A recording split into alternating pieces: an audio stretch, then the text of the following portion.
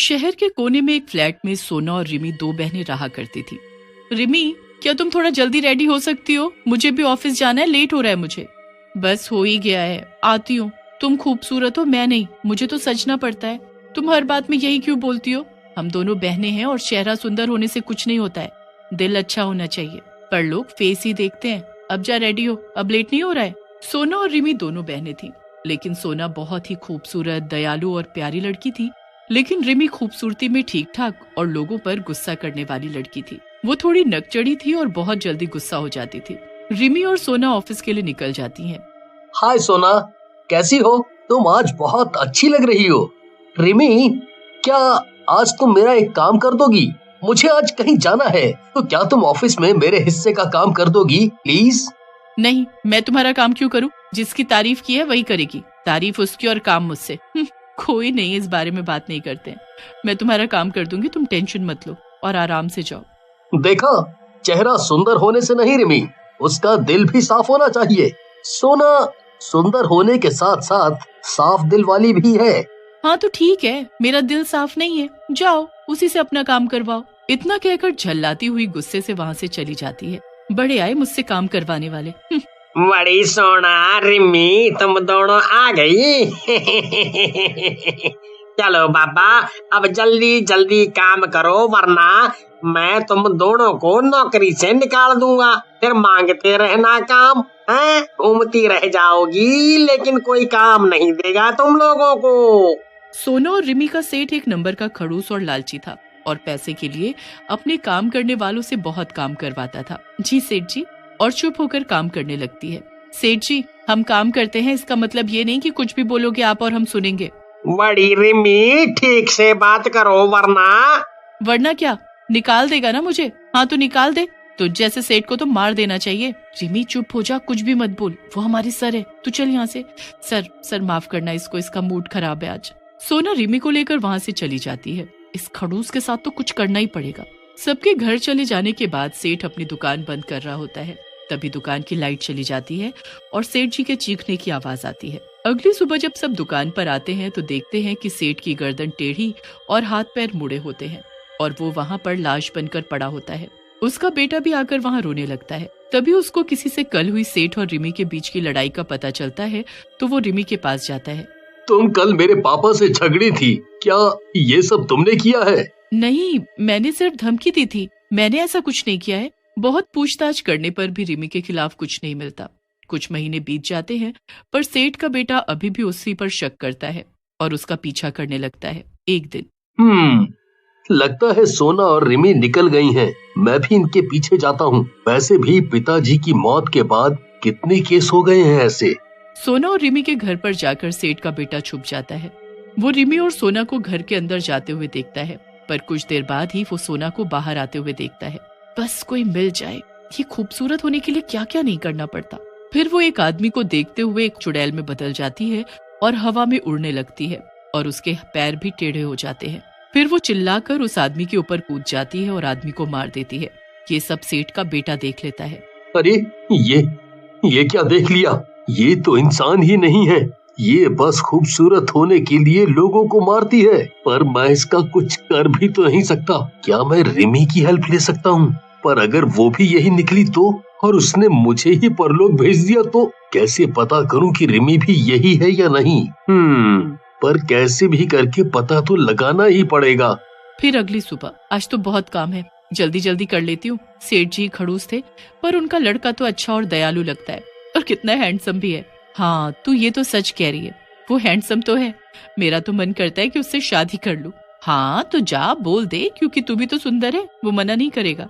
रिमी, आज तुम बहुत अच्छी लग रही हो। क्या हम कहीं बाहर जा सकते हैं? हाँ जरूर, हम जा सकते हैं। ये काम मैं बाद में कर दूंगी। देखा, मैंने कहा था ना कि तुम बस अच्छे से पेश आओ और लोग तुम्हें भी पसंद करना शुरू कर देंगे। बधाई हो। रिमी ने अपनी ताकत बढ़ाने के लिए सेठ के बेटे, जिसका नाम सुनील था, उससे शादी कर ली ताकि वो उसकी बलि दे सके और सोना का रूप लेकर वो लोगों को मारती रही। पर जैसे ही सेठ के बेटे को ये पता चला, उसने सोना को आजाद कर उसकी मदद से रिमी को कैद किया। सेठ का बेटा सुनील अब सोना को पसंद करने लगा था पर सोना भी एक चुड़ैल ही थी। इस वजह से रिमी के कैद होने के बाद जब सोना चली गई तब सुनील उसे रोक भी नहीं पाया, बस उसे जाता देखता रहा। इतने महीने बीत गए, पता नहीं सोना कहाँ होगी, कैसी होगी। मुझे तो ये भी नहीं पता कि सोना के दिल में मेरे लिए प्यार था भी कि नहीं। सुनील की जिंदगी में इतने हादसे हुए थे कि वो जगह उसे काटने को दौड़ती थी, इसलिए वो उस जगह से दूर दूसरे शहर में शिफ्ट हो गया, पर उन यादों को नहीं भुला पाया। सोना के जाने के बाद कितना सूना सूना लग रहा है। अच्छा ही हुआ कि मैं वो शहर छोड़कर यहाँ आ गया। वैसे भी अब वहाँ कुछ नहीं रहा, ना ही पापा, ना ही रिमी और ना ही सोना। यहाँ से अपने जीवन की एक नई शुरुआत करूँगा। इतना बोलकर सुनील अपनी नई दुकान पर चला जाता है। पूरा दिन काम करने के बाद, सर, इतना सामान बिक गया है, इसका हिसाब करके बताता हूँ। ठीक है, हिसाब करके शॉप बंद कर देना। मैं अब घर निकलता हूँ, तुम भी काम करके चले जाना। ठीक है सर, बस ये हिसाब कर लूं फिर निकल जाऊंगा। मन कर रहा है कि एक बार उसी शहर में वापस जाकर सबसे मिल लूं, और वैसे भी रिमी के जाने के बाद उस जगह सब ठीक होगा। लेकिन उसको कोई अंदाजा नहीं था कि वहाँ क्या चल रहा है। इधर जिस बोतल में रिमी को कैद किया गया था वो बोतल एक आदमी को मिलती है। ये क्या, इस बोतल में क्या चमक रहा है? लग रहा है कि मिट्टी में थी ये, बारिश की वजह से ऊपर आ गई है। इसको उठा लेता हूँ, इतना चमक रहा है कुछ अच्छा ही होगा। घर जाकर चुपचाप खोलता हूँ, क्या पता खजाना हो जिससे मैं माला माल हो जाऊं। तू बस एक बार मुझे खोल तो सही, उसके बाद मैं बताती हूँ कि मैं क्या अच्छी चीज हूँ। ये लोग घर भी आ गया। चल अंदर जाकर अपनी जानू को दिखाता हूँ। अरे सुनती हो, देखो मुझे क्या मिला है। अरे कहाँ हो? ऐसा क्या लाए हो तुम कि सर घर पर उठा लिया है? क्या कीमती चीज है, बोलो। देख, इस बोतल में कितनी चमकती चीज है। इसको अभी तोड़कर निकाल लेते हैं। हाँ, चमक तो बहुत रही है। चमक की वजह से दिख भी नहीं रहा है कि अंदर क्या है। दोनों मिलकर बोतल तोड़ देते हैं और रिमी हंसते हुए बाहर आ जाती है। वाह, मैं आजाद हो गई, इतनी खुशी, मजा आ गया। अब मुझसे सुनील और सोना को कौन बचाएगा? ये क्या हुआ? तुम कौन हो? क्या तुम जिन हो जो अब मेरी गुलाम हो? तो सुनो, मैं बहुत अमीर होना चाहता हूँ। हाँ, फिर तो मुझे भी नौकर चाकर चाहिए और गहने साड़ी और बहुत कुछ। चुप करो तुम दोनों, मैं कोई जिन्न नहीं, चुड़ैल हूँ, और तुम दोनों की मौत भी। इतना एहसान किया है तुम दोनों ने मुझ पर, मैं क्या करूँ? मैं तो एक चुड़ैल हूँ ना, और अपनी ताकत के लिए मुझे तुम लोगों को तो मारना ही होगा। ये सब तुम्हारी लालच की वजह से हुआ। अगर तुम लालच की वजह से इसे ना लाते और मैं भी लालची ना बनकर तुम्हें इसे तोड़ने को ना बोलती तो कितना अच्छा होता। हाँ, लालच तो बुरी चीज है ही। अब तुम दोनों की बारी है, सुनील और सोना। इधर सोना को एक आभास होता है। ये क्या हुआ? लगता है रिमी को किसी ने आजाद कर दिया। अब क्या होगा? मैं उसका पता क्यों नहीं लगा पा रही हूँ? लगता है उसकी ताकत बढ़ गई है। मुझे सुनील को बचाना होगा वरना वो उसे मार देगी। उसकी शॉप का नंबर क्या है? एक बार कॉल करती हूँ कि वो ठीक है या नहीं, और रिमी के बारे में भी बोल दूंगी। लग गया। हेलो, क्या मैं शॉप के मालिक सुनील से बात कर सकती हूँ? नहीं, आप उनसे बात नहीं कर सकती। आपको क्या काम है? आप मुझे बोल दें, मैं उनके आने पर उनको बता दूंगा। नहीं, कोई बात नहीं है, बस आप उनको बोल दीजिएगा कि सोना का फोन है। वैसे वो कब तक आएंगे? वो 3 दिन में आ जाएंगे। वो अपने पुराने शहर गए हैं। क्या? पुराने शहर? और वो 3 दिन में आएंगे? पर मुझे उनसे कुछ बहुत जरूरी बात करनी थी। क्या आप उनका नंबर? करता हूँ और शादी करना चाहता हूँ। क्या तुम मुझसे शादी करोगी? हाँ हाँ, बिल्कुल। मैंने तो कभी सोचा ही नहीं था कि तुम मुझे पसंद करोगे। लेकिन मैं तुम्हें एक बात बताना चाहता हूँ कि मैं एक शैतान हूँ। इतना सुनते ही रिमी के हाथ पांव ठंडे हो जाते हैं। ये क्या बोल रहे हो? वैसे ही मैं एक चीज झेल रही हूँ। उसे खत्म करने के लिए जो मुझसे प्यार करे वो आदमी चाहिए, वरना बुरा होता ही रहेगा मेरे साथ। अरे, मैं कोई शैतान नहीं हूँ। मैं तो बस मजाक कर रहा था। पर जो तुम कह रही हो वो मुझे भी पता है। इसीलिए मैंने ये मजाक किया ताकि मैं तुमसे पूछ पाऊं कि हम सोना को कैसे खत्म कर सकते हैं। हाँ मैं जानती हूँ, पर उसे मारा नहीं जा सकता है। हाँ, पर हम उसे कैद कर सकते हैं। ठीक है, तो वो भी किस प्रकार होगा? उसके पास जाकर तुम्हें उससे बात करते करते उसके हाथ की रिंग लेनी होगी और उसे एक बोतल में डाल देना होगा, और वो भी उस रिंग के साथ कैद हो जाएगी। रिमी और सेठ के बेटे ने ऐसा ही किया और सोना को कैद कर लिया। चलो, अब जब सब ठीक हो गया है तो हम दोनों शादी कर लेते हैं। हाँ, अब हम साथ रहेंगे। फिर वो दोनों शादी रचा लेते हैं। कुछ महीनों तक सब सही चलता है, पर अचानक फिर से लोग मरने लगते हैं। अरे रोहन, तुम कब आए? वो अभी कुछ दिन पहले ही मेरा आना हुआ है। रिमी, इधर आओ, देखो रोहन आया है। रोहन रिमी को देखकर अजीब सा चेहरा बनाता है और कहता है, नमस्ते भाभी। जी नमस्ते, आप लोग बैठो, बात करो, मैं चाय लेकर आती हूँ। कहकर रिमी किचन में चली जाती है। ये कैसी लड़की है, बदसूरत सी। रोहन, ऐसा नहीं है, ये बहुत अच्छी है। और हाँ, खबरदार जो आइंदा मेरी बीवी के बारे में ऐसा कहा तो। रोहन अपनी बेइज्जती पर वहाँ से उठता है और चला जाता है। रास्ते में जाते हुए उससे सोना टकराती है। आप कौन हो और क्या चाहिए आपको? ऐसे रास्ते के बीचों बीच क्यों खड़ी हो गई? तेरी मौत चाहिए।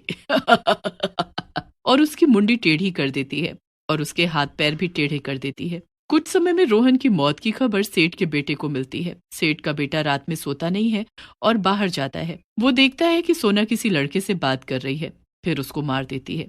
इधर सोना उस लड़के को मारकर जाने लगती है। ये कहाँ जा रही है? इसके पीछे जाता हूँ। अरे, ये तो मेरा घर है। सेठ का बेटा छुपकर उसे देखता रहता है। सोना फिर अचानक रिमी का रूप ले लेती है। सोना का रूप लेकर किसी को भी वश में किया जा सकता है। चलो सोने जाती हूँ, वो भी आते होंगे। हे भगवान, ये क्या किया मैंने सोना के साथ? उसे मुझे उस कैद से निकालना होगा और रिमी को मारना होगा। मैं यहाँ से कैसे निकल पाऊंगी? तभी वहाँ पर सेठ का बेटा आता है और बोतल तोड़कर सोना को आजाद कर देता है। सॉरी, मुझे नहीं पता लगा कि कौन गलत है, पर अब असलियत आ गई है सामने। पर समस्या ये है कि अब उससे मुझे कैसे छुटकारा मिलेगा? बहुत ही ताकतवर बनने के लिए वो अपनी 6 महीने की शादी में अपने पति की बलि देगी, पर उसकी एक जान है जिसको अगर खत्म कर दें तो वो भी खत्म हो जाएगी। उसके पास शीशे का एक क्रिस्टल है। हाँ, है उसके पास, और वो उसे लॉकर में रखती है। मैं उसको निकाल कर ला सकता हूँ। ठीक है, कल चांद के सामने उसे तोड़ते ही वो मर जाएगी। वो घर जाकर उस क्रिस्टल को निकाल कर रख लेता है और अगली रात आने का इंतजार करने लगता है। अगले दिन की रात को वो छत पर जाता है। तभी रिमी को पता चल जाता है और वो उसके पीछे चल पड़ती है और वो सेठ के बेटे को मारने के लिए आगे आने लगती है। तभी सोना भी उसे बचाने के लिए वहां आ जाती है। ये क्या कर रहे हो? उसे छोड़ दो, वो मेरा है, वापस दो मुझे। नहीं, तुम जाकर उसे तोड़ दो, मैं इसको रोकती हूँ। वो दोनों आपस में लड़ने लगती हैं। इतने में सेठ का बेटा जाकर क्रिस्टल तोड़ देता है और रिमी मर जाती है। धन्यवाद सोना, आज तुम्हारी मदद से मैं अपने पिता के कातिल और सैकड़ों मासूम लोगों की मौत का बदला ले पाया हूँ, और मुझे माफ कर दो, मैंने तुम्हारे साथ बहुत गलत किया है। कोई बात नहीं, खुशी इस बात की है कि अब सब ठीक हो गया है। फिर वो दोनों अपने अपने घरों में चले जाते हैं और अगले दिन से एक आम जिंदगी शुरू कर। नहीं, मैं उनका नंबर नहीं दे सकता। ठीक है, मैं अपना नंबर आपको देती हूँ, ये आप उनको देना प्लीज और मुझे कॉल करने को बोल देना, ओके? फिर मैनेजर सुनील को कॉल करता है। सर, आपके लिए किसी सोना का कॉल आया था, वो आपको ढूंढ रही थी। क्या तुमने सोना कहा? सोना का फोन आया था? क्या कहा उसने?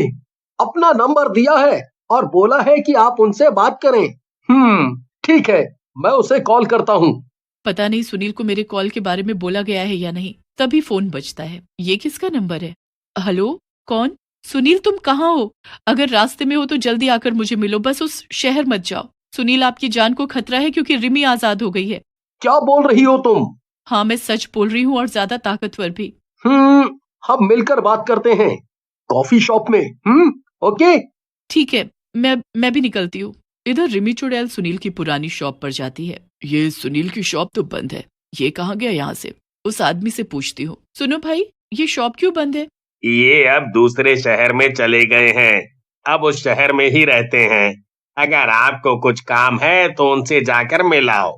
हाँ, जाना तो है ही, पर पहले कुछ खा लूं, भूख लग रही है। अरे, यहाँ से लेफ्ट में ही खाने की बहुत अच्छी शॉप है। मुझे तुम्हें खाना है। पेट भर गया, अब सुनील की बारी। इधर सोना और सुनील कॉफी शॉप में मिलते हैं। सुनील, तुम ठीक हो ना? अभी रिमी को तुम्हारे बारे में नहीं पता है। पर वो जल्दी ही पता कर लेगी। वो बदला लेने जरूर आएगी, इससे पहले कि वो मुझे मार दे। मुझे तुम्हें कुछ कहना है। आई आई लव यू सोना। मैं ये कब से कहना चाहता था। अब रिमी मुझे भी मार देगी तो कोई बात नहीं। ये तो सच है कि वो तुम्हें मार देगी और मुझे भी, क्योंकि उसकी ताकतें बढ़ गई हैं। पर हमारे पास एक रास्ता है जिससे हम उसे कमजोर कर सकते हैं और शायद मार भी सकते हैं। क्या रास्ता है जिसे हम उसे मार सकते हैं? मैं जरूर कोशिश करना चाहूंगा, अपने लिए ही नहीं, उन लोगों के लिए भी जो उसका शिकार बन रहे होंगे। इन सबसे छुटकारा पाने का एक तरीका है। तुम उसके पति थे। अगर तुम किसी और चुड़ैल से शादी करते हो तो उस चुड़ैल की ताकत रिमी की ताकत से ज्यादा बढ़ जाएगी, क्योंकि वो चुड़ैल तुम्हारे खून से अपार शक्तियां प्राप्त करेगी। तो अगर मुझे मरना ही है तो सोना, मैं तुमसे ही शादी करना चाहता हूँ। मैं तुम्हें ही अपार शक्ति देना चाहता हूँ, जिससे तुम रिमी जैसी गंदी चुड़ैल की ताकत कम कर सको और उन्हें मार सको। नहीं सुनील, मैं तुम्हें मारूंगी नहीं, पर हमें सबसे पहले शादी करनी होगी। रिमी कभी भी हमारे पास पहुंच सकती है। रिमी चुड़ैल पता लगाते लगाते सुनील की नई दुकान पर भी पहुंच जाती है। सुनील कहाँ है? मुझे सुनील से मिलना है। फिर वो और भयानक रूप ले लेती है और उसी के मोबाइल से सुनील को फोन करती है। सुनील, मैं बोल रही हूँ, तुम्हारी बीवी। क्या तुम्हें याद नहीं? मेरे पास आ जाओ। तुम मेरी बीवी नहीं हो। मैंने सोना से शादी कर ली है। ये तो बहुत अच्छा है, तुम दोनों एक साथ ही मिल जाओगे। तब तक रिमी भी उनको ढूंढ लेती है। अब वो तीनों आमने सामने थे, एक बड़े से जंगल के अंदर, जहां चारों तरफ पेड़ ही पेड़ थे और अंधेरी रात छाई हुई थी। तुम दोनों ने मुझे कैद करके छोड़ दिया था ना, अब तुम दोनों मरोगे। तुमने इससे शादी तो कर ली, लेकिन प्यार के चलते तुम इसका खून कभी नहीं पी पाई, जिसका मतलब तुम मेरे सामने अभी भी कमजोर ही हो। रिमी चुड़ैल अपना शक्तिशाली भयानक रूप लेती है और सुनील पर हमला कर देती है। आज मैं तुम्हें जिंदा नहीं छोड़ूंगी, पहले मैं तुम्हें ही मारूंगी सुनील। तभी सुनील के सामने सोना आ जाती है और उसे बचाते हुए कहती है, रिमी, ये मेरे पति हैं, इनका बचाव करना मेरा फर्ज बनता है और तुम हम में से किसी को नहीं मार सकती हो। दोनों आपस में बहुत लड़ाई करने लग जाती हैं, एक दूसरे पर हमला करती हैं। लेकिन सोना के पास एक खंजर होता है जिस पर सोना का और सुनील का खून लगा होता है। सोना वो खून भरा खंजर रिमी के सीने में उतार देती है। ये सच्चे प्यार से बना खंजर होता है जिससे रिमी खत्म हो जाती है। ये क्या? मैं ऐसे ही खत्म नहीं हो सकती हूँ। ये सच्चे प्यार से बना खंजर था, इसलिए तुम मर रही हो और ये तुम्हारा अंत है। रिमी चुड़ैल के मरते ही सब ठीक हो जाता है। सुनील और सोना एक दूसरे के साथ प्यार से रहने लगते हैं और एक बच्ची को जन्म देते हैं। उनका जीवन